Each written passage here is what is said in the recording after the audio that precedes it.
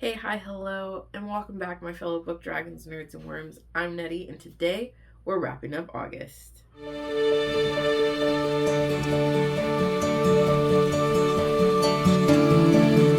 Summer has finally ended, guys, and I cannot be happier. I'm a fall girly through and through. So, the fact that summer has ended, it means that fall's coming right in, and we're going to have a splendid time. But before we get into this wrap up, I wanted to give you guys my horror, thriller, mystery rating system, which is actually pretty simple. There's only two things that I really look for in thriller, mystery, horrors, and that is entertainment value and if it is entertaining. Wait, entertainment value and if it's entertaining. That's not right. Entertainment value, first one, and then if it elicits an emotion. And that's pretty much it. And depending on where you fall on those two, determines how I rate the book, you know? So, with that being said, let's jump into the first book I read for the month of August. Just the Nicest Couple by Marie Kubik, I believe is how you pronounce her name. In this book, we are following Nina and Christian. Nina's husband, Jake, is missing. At first, Nina thinks that her husband is just blowing off steam because they got into a little marital splat. But then a week goes by and Jake is nowhere to be found. And that's kind of what kicks off the book. The writing in this book was probably the most disappointing thing ever, but I can't really get mad because, like, the book is how many pages? Barely 315, like 315 pages. And this is like a very intense, like, condensed story. So if she, like, was writing whimsically for this story, it would have been pushed out a couple hundred pages. So I can't get mad, but it's also kind of like sad because she wrote this book like if it was an instruction manual. Like there was a lot of telling you things that are happening instead of like instead of showing you what was happening. So like you miss certain elements. For like example, there's a moment where Nina finds Christian dumping a plastic bag. And when she goes through the contents of this bag, this is what she says. She says, "My eyes. My mind can't process at first what I'm seeing. Just as I start to make out the reddish brown stains on the fabric, the quiet drum of knuckles on the driver's window makes me scream." No, we're not accepting that. Like, what do you mean? There's like no anticipation. There's no like mind-bogglingness of like what the actual fuck. You know, like there's not that moment in here, and that this is where you would have it. Like you know, this is where you would write to the point where like you as the reader reading this is hyperventilating along with fucking Nina. But like it just didn't happen, and that makes me very sad. But other than that, like the plot of this book was juicy. Like you got a lot of what's the word? There were a lot of twists and turns in this book. There were a lot of reveals in this book. Within the first two chapters, you learn a lot that makes you be very discombobulated going through. And then the characters and their decisions in this book makes you want to cuss everybody in this book out. Like Nina is a poster child for how not to look for your husband, how not to find your husband. Poster child is Nina. And how to get you and your wife thrown into jail. Poster child for that is Christian. Like you, like there's just so many decisions that each one of these characters make that makes you go, what are you doing? Like the amount of times that I have cussed Nina out, and then the amount of times that I have cussed Christian and Lily out, not even funny. But speaking of Christian was probably the simple-minded character. Like he had no dimension other than the fact that he was worried about Lily and her pregnancy and how to make sure Lily doesn't go to jail. That was all his character like gave. Nothing more, nothing less. Then you have Lily, who is the most conniving, manipulative person I ever met through a book, and this bitch needs to fucking die, okay? Like, she needs to go somewhere and jump off a cliff, because how she be having not only Christian fighting her battles and then having poor Nina second guess herself, both, she just needs to go, okay? Like, she really just needs to go. And poor freaking Nina, thinking that she could trust the two people that she's confining in, only to find out that they were sitting there steering her in the wrong direction and painting her out to be a horrible human in the eyes of the law to keep from suspicion of themselves.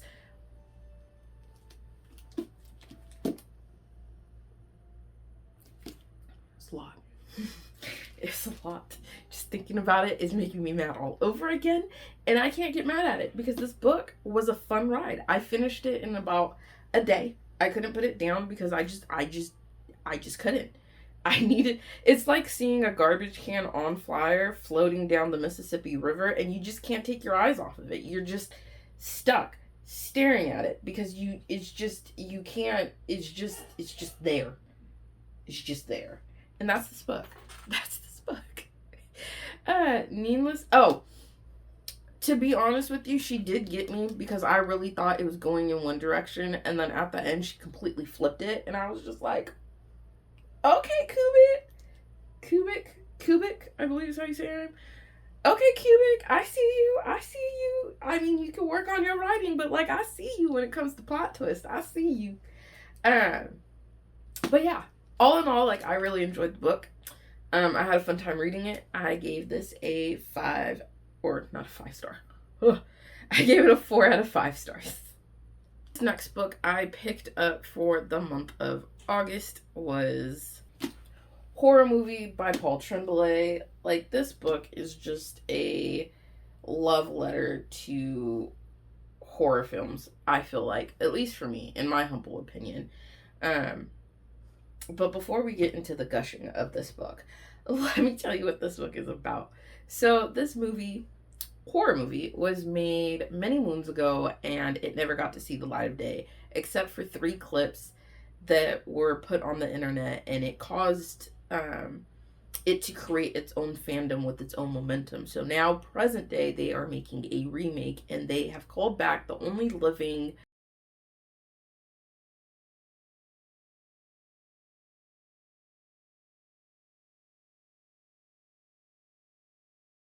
that's the synopsis for you. That's the synopsis of this book. And okay, we'll just get into the writing. So I think that this writing is probably the beautifulest writing I have ever seen in a horror book.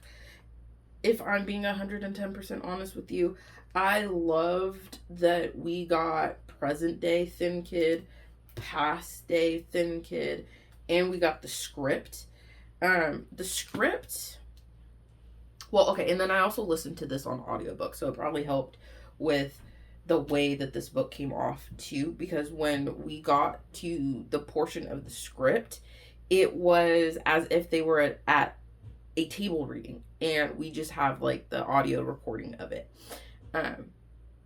which I really enjoyed. I think the audiobook pretty much enhanced this book, because if I try to read this like physically, I probably would have been so freaking lost. So I think the audiobook is probably the best way to go if picking this book up. So we get 2 perspectives plus the script.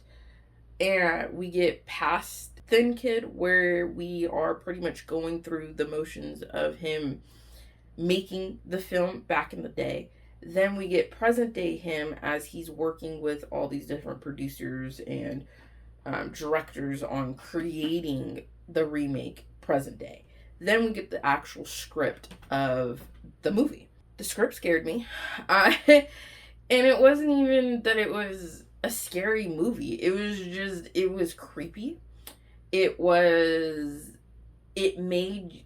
just so vividly written that I could see everything that was happening, and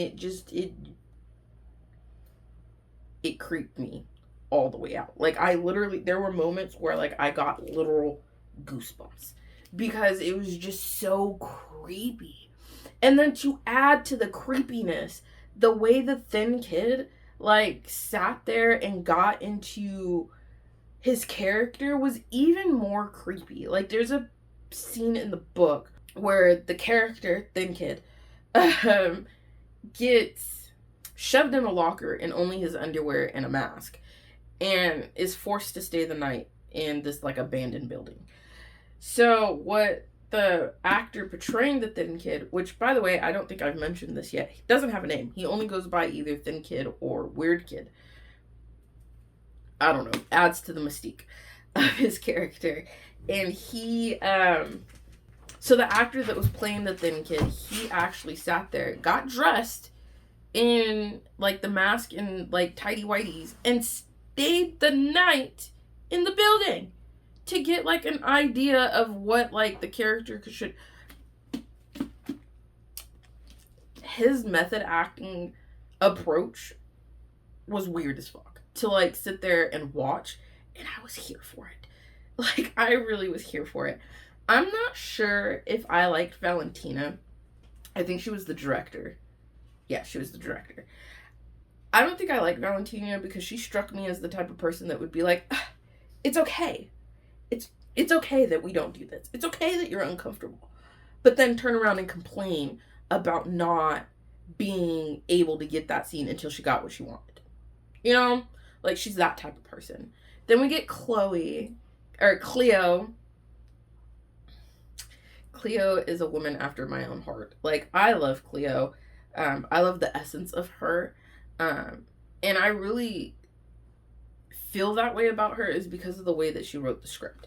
Like, you could tell that Paul Tremblay, like, really took his time and really poured love into this book just based off of the script itself. Like, it was daunting and weird and creepy all at the same time. But I think my favorite part of the script was when there was a scene where one of the kids is about to get killed, right? You already know he's going to die. And he's waiting for the monster to come and kill him, right? And I think it took like 20 minutes before he like comes into the door. And she's sitting there in her like script writing about like what the audience is feeling. And not only what the audience is feeling, but what the actor is feeling, what the monster is feeling at the time. It's just so beautifully written that you have no choice but to be enamored into this book. Beautiful, beautiful, beautiful. Now on to the elements of what happens in this book. There was a lot of stuff that... Okay, so like there's portions in the book that like... So pretty much everyone from the original cast has died, right? In some shape, way, or form. And they tell you how the first two people die, but they leave out how Chloe dies. So it was like a slow buildup of... Or Cleo, sorry. I keep saying Chloe. I don't know why. But how Cleo dies. And like it's like a slow buildup to what actually happened to Cleo. And I think that was a beautiful aspect because it kept hinting at it throughout the book. Which gave it another like element woven in there. And then the ending was just weird. Like, it was weird and creepy and like, what the fucky the whole entire time. Like, I remember like sitting there with this exact face, just like, what the fuck, Paul? Like, what sick, deranged thing did you watch while writing this portion of this book? Like, yeah. Anyway, there was a lot that was happening in this book. I can't say enough good things when it comes to this book. I will definitely be picking up more of Paul Tremblay's books. If you haven't figured it out yet, I gave this book a 5 out of 5 stars. Go pick it up, then come back and comment down below so that we can talk about this book. There's so much that I want to talk about, but I can't because it's spoilery, so please hit the comments down below. I really need someone to talk to about this book. The next book I picked up in the month of August was The Turn of the Key by Ruth Ware. So this is my first book of Ruth Ware, which is weird because actually this is my first book for all the authors that I have read for the horror genre anyway, um, ever. And so far, I liked all of them. Like, I even enjoyed this book to a certain extent. And I also walked into all of these books not knowing what was going on because I just wanted to ride the wave of the book. You know, like, I feel like that's the best way to go into horror, mystery, thrillers, to know as little to nothing as possible, because then you just get to enjoy the book. You have no expectations. You have no like ideologies of what is going to happen. It's just you and the book and a fun time. So, with that being said, I was completely wrong about what I thought this book was going to be about, especially based off of the title, The Turn of the Key. I thought we were going to an asylum or like something with cabinets. I did not expect this to be a haunted house story involving a fucking nanny. Yeah. Okay, so we are following Rowan as she accepts this job as a nanny, and she like pretty much gets thrusted into the job. Like, both parents are gone. She has to be the man of the house and run things and take the kids to school and deal with everyone under the age of 10 to a toddler plus a teenager plus household things. And like, you slowly see Rowan go crazy, and it's just amazing how like you just see the slow descent of her just losing her mind a little bit. Then throw in ghostly shit or ghostly stuff. I really need to stop cussing. And then throw in like weird haunting type vibes, and you get a mixture of someone going insane. And it was a fun ride, until we got to have to deal with like these damn kids. At first, I really did not like the kids, just because they were going out of their way to make Rowan's life hard. And like, don't get me wrong, like, I understand. Like, this is a new person. Mommy and daddy are gone. Mommy and daddy aren't even here to help you transition with this person. They just left you here with this stranger. So yes, of course, I'm not going to be on my best behavior, but at the same time, have a little bit of compassion, you know? But maybe that's a little bit too much to ask for kids, you know? I could be wrong. But yeah, I really didn't like the kids at first, but then as the story progressed, you slowly start to understand why the kids were acting the way that they were acting. And then on top of that, the mind-blowing twist that happens at the end of this book. I did not see it. I did not see this coming. I was just thinking that like she just in a drunken stupor accidentally hurt one of the kids. But no, like, that's not what happened. Oh, I totally forgot. This book, the way this book is formatted and written, it's letters from Rowan to this guy called Mr. Wexler, who is a lawyer, I guess, but they're called something different in Scotland. So like, it just opens up with a letter and her explaining how she did not hurt this child, but then she goes into the story of what happens, and like, she really wasn't like painting herself in a good light at first. And I was like, Rowan, girl, like, cool it a little bit on like, I hate kids speech. Well, she wasn't saying that she hates kids, but like, I mean, being a caretaker and having to deal with kids 24/7, 7 days a week, like, it takes a toll on you. But at the same time, like, people don't need to hear that. Like, especially when you're on trial for murdering a kid that you were watching. Like, you don't need to be saying all that, Rowan. Okay? But yeah, like, I really enjoyed this book. Like, so good. So freaking good, man. I didn't even see half the stuff that was coming. I did not see at all half the stuff that was coming. And this one took me a little bit to read because there were moments where it was just really slow. Like, things weren't happening. But I understood why she was building it that way, because the end payoff,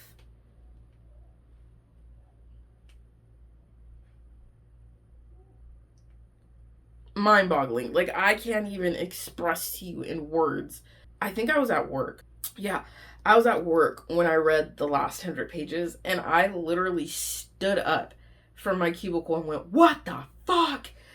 Like, because it was just like, there's no way. Like, how did we not see this? Originally, I gave this a 3.5 stars because of how slow it was, but now that I'm talking about it with you guys, this is definitely a 5-star. Like, this is, Ruth Ware, you did your thing, girl. You did your thing. This next book I picked up, I actually picked up and read it on my Kindle, and oh, I don't think I mentioned this. I'm all over the place, and I'm so sorry, guys, but this is like actual me, so get used to it. But I totally forgot. So all of these books, this one and the next one, I read for Summerween that I did in August, but you will never see the latter half of the footage because I just don't want to edit it. But yeah, I read these for Summerween, and Night Watching I actually read at night in my car. And I don't know why I did that to myself, because this book is about a woman and her kids trying to survive a home invasion. And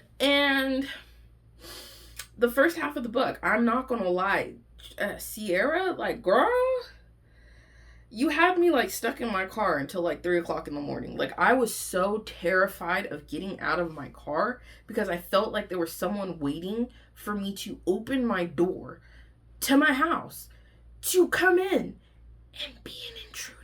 Like, I just was so freaking terrified. It was good. And then we get to the second half of the book, and it kind of like slows down a little bit, but like not in a way that like takes away from the first half. Like, it kind of makes sense because in the the latter half of the book,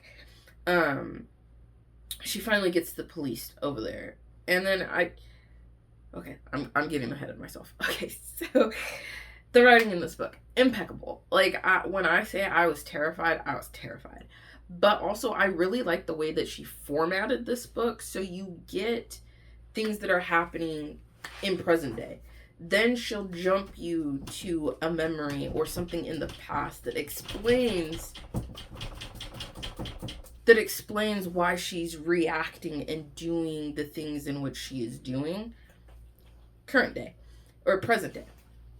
So I really, really enjoyed that. It gave a break when things were getting way, way too intense. And I love that about a book, especially if you're going to write something as potent with suspense and thrills and anxiety feelings. Like, you kind of need to give us a little bit of a break. You can't keep us in that mindset forever. So I did appreciate that she did do that. I know a lot of people didn't like that she did that, but I appreciated it. I suffer from anxiety, so like trying to sit there through a 6-hour audiobook, trying not to like have a whole like a full-blown panic attack. I appreciate you, Sierra, so much for doing that. I do. The only thing I did not like in the book was how the officers were treating her. Like, there was something that was revealed to why the officers were very, very suspicious of her. But at the same time, like, if you just looked at the way that she was, you could tell that something big happened. And then the way that the kids explained how certain things were coming off, like, I understand, like, for an officer that like already has like a notion set in his brain, like what the kids said like kind of added to it, but at the same time it also corroborated her story. So like, it was just a lot that I did not like, that the treatment of her when it came to the officers. But other than that, it was really good. It was a really, really good book. I gave it, I think, a 3 or a 4.5 stars. I think it was a really good book. I suggest, if you want like a good book to read at night that's gonna like scare the living kabibis out of you, I would pick up Night Watching by Tracy Sierra. I would highly recommend you pick that up. This next book I picked up was I Was a Teenage Slasher by Stephen Graham Jones. unfortunately, I DNF'd this book 30% of the way in because I couldn't be in Tully's brain anymore. Like, I couldn't. I did not. It's just, he was just so pretentious, and I just couldn't deal with it. Whereas in horror film, it's the same type of writing in horror film as it was in I Was a Teenage Slasher.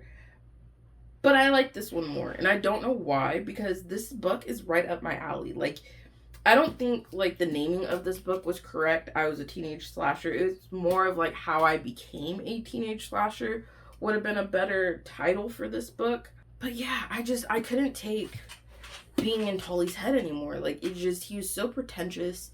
Every other freaking sentence in the book was, I was a teenage slasher this. When I was a teenage slasher that. Amber, I'm so sorry this. Amber, I'm so sorry that. I couldn't take it. I was losing my freaking mind. And when I put it down after reading the 30%, I was done. I couldn't pick it up anymore. I couldn't will myself to pick it up anymore. So that's when I was like, all right, you know what? I'm not going to push myself. I'm not going to force myself to read this book. But the one element that I really, really enjoyed in this book, which makes me kind of want to pick it up at a different time, because I really like the premise and I want to see where it goes, is how he became a slasher.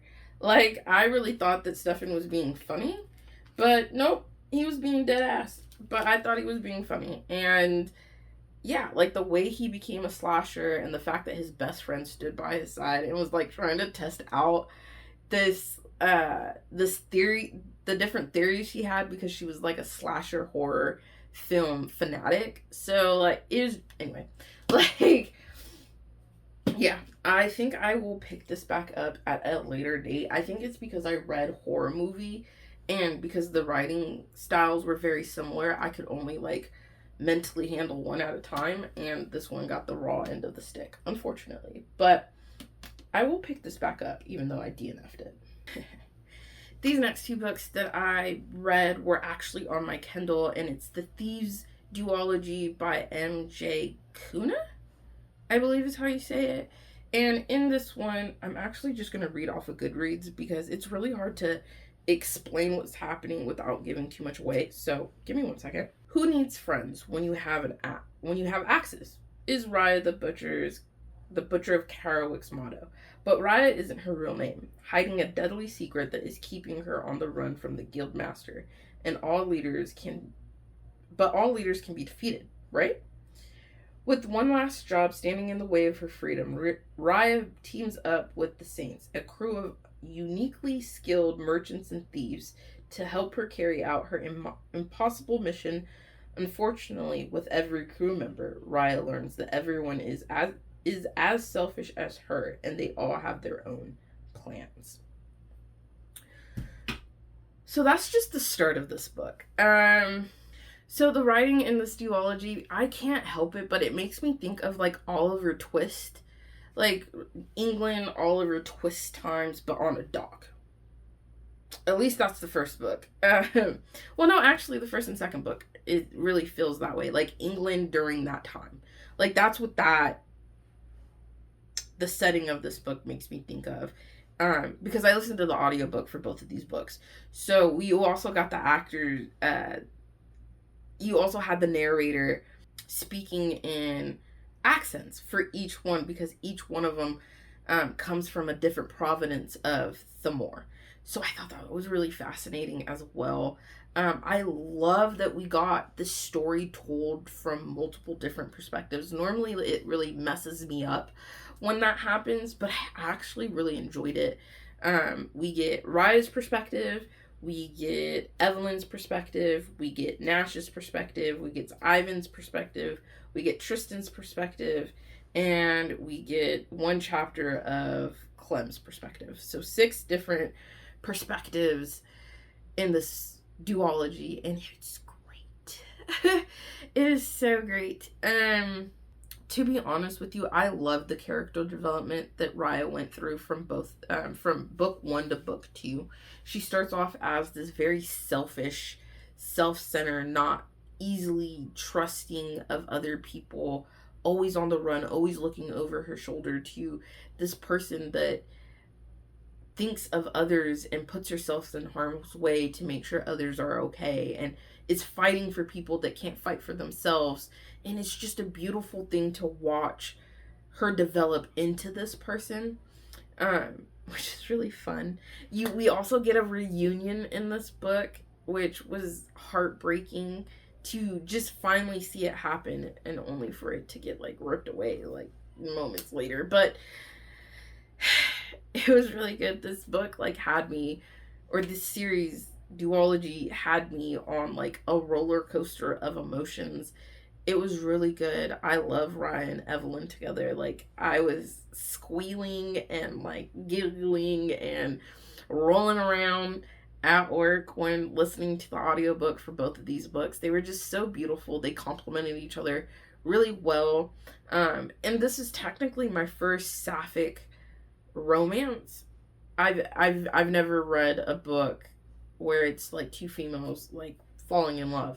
And it was just so beautiful and so warming to the heart to see that happen. And it's just so pretty. So pretty. So pretty. Fuck Tristan. There we go. That's another one. Fuck Tristan, man. Like, that's one thing, if I had to nitpick anything from this book, was Tristan. Yeah. Like, I feel like we could have got a little bit more of an explanation to why he was a betraying little weasel. Yeah, like, I need to understand that. And then, like, Clem's reasoning behind things, like, I felt like that was a little lazy, too. Like, boo-hoo, Clem. So sad. Like, you know, like, it doesn't give you the right to do what you did, okay? Like, it doesn't give you a right to be a monster. Like, you, okay? But she wrote the villains really well in both books. Like, I have to give her that. Yeah. I can't say anything else because it's very spoilery. I do like that we got more information about the world and the magic system that was going on in the second book. Yeah. I highly suggest this book, or this duology. I'm sorry that it's probably the vaguest thing, but I promise you that I love this book. It's just the less you know going into the book, the better. Because it's the ride that makes the book as enjoyable as it is. It's a heist book through and through. Both of them have a heist element to it, but it also has camaraderie and a lot of character development, a lot of like background politics and understanding and world exploring in both books. So please go pick it up, read it, and then come back in these comments so we can talk about it. The last two books that I read for the month of August are a part of a series, and the library didn't have them, so I've been waiting patiently for the library to get these two books so that I can finish the series out strong, but it hasn't happened yet. But it doesn't take away from my enjoyment of these two books, and they are The Map to Everywhere and The City of Thirst. In this book, we are following the master thief Finn, an orphan from the murky pirate world of the Kisnot Key.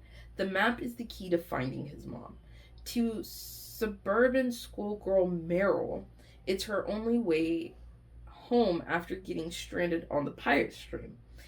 The magical waterway that connects every world in creation. With the help of a bumbling wizard and his crew, they must scorch the many worlds of the pirate stream to gather the pieces of the map to everywhere.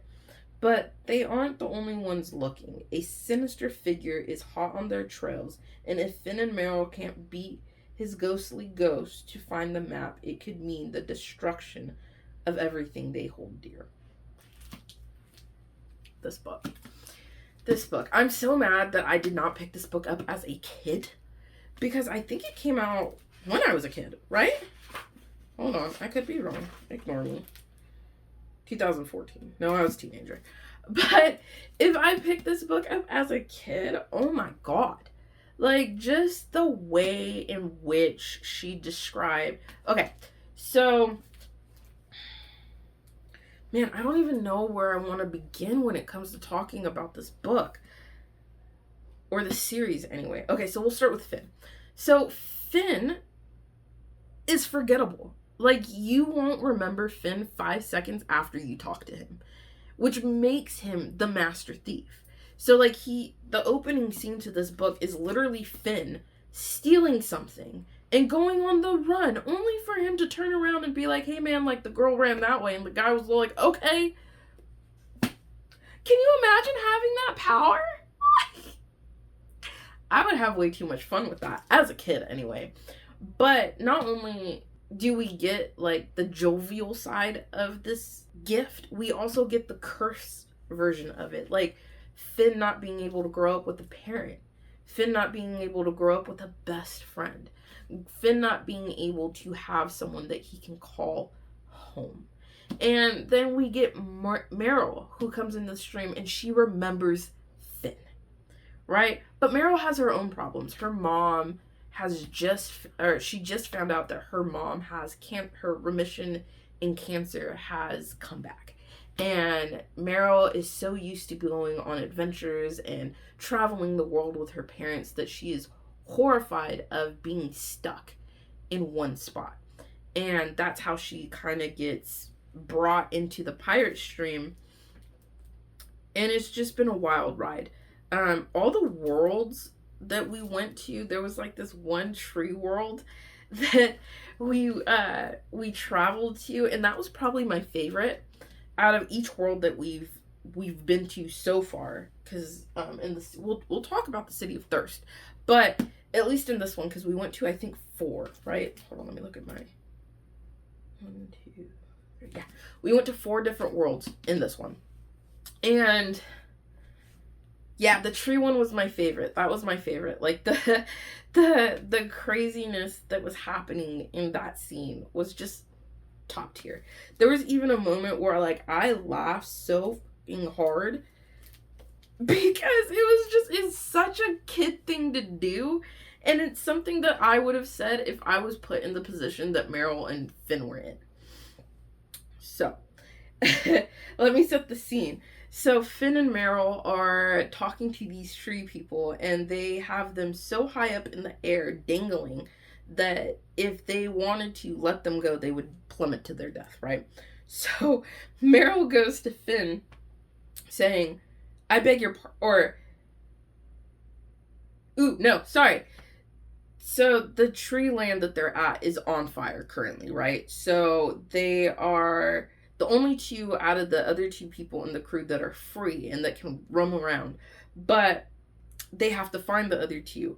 And so one of the head tree people is helping Finn and Meryl get back to their boat so that they can leave, right? So that they can take this bad entity with them so that they can stop destroying this forest world. And so Meryl, Lafayette, or Lafia, I believe is how you pronounce her name. She's explaining to them that one of the crew members is one way where there's no fire, and then another crew member is in the thick of the fire. And so Finn was like, all right, I'm going the dangerous route, you go the safer route. And Meryl's all like, I beg your pardon. And Finn throws up his hand in frustration. Meryl, I don't even have a pardon. Now is not the time to be begging for it. I lost my shit. I could not breathe, because that is something that I would say. I'd be like, I don't have time for your shenanigans today. I had so much fun reading that part. It was a lot of fun to watch Meryl and Finn get into all kinds of mischief, but it was also really fun to just see companionship. Like, this is the first time I read a book where it's a female and male and it's platonic. It's just friendship, and it's a beautiful friendship at that, at least in the first book.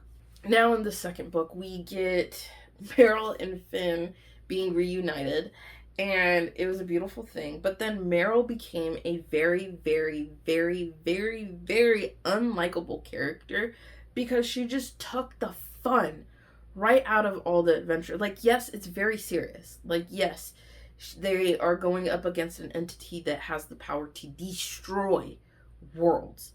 And her world in particular, where her mother is at, that she's worried about. Yes, I get it, girl. I understand. But at the same time, girl, like, you be happy at what you're doing. Like, you're here with your best friend, someone that you are writing stories about, that you miss, and you finally get back, but all you can think about is being this just naysayer and irritating person throughout this whole entire book, to the point where she doesn't, like, she loses the ability to remember Finn until the very end.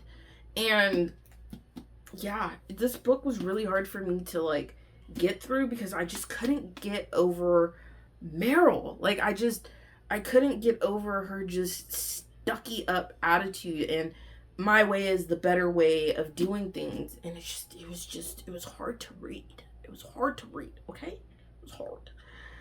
But in this book, we get introduced to 2 new characters. We get Remy, which is Meryl's babysitter. She accidentally gets sucked into the pirate stream along with Meryl.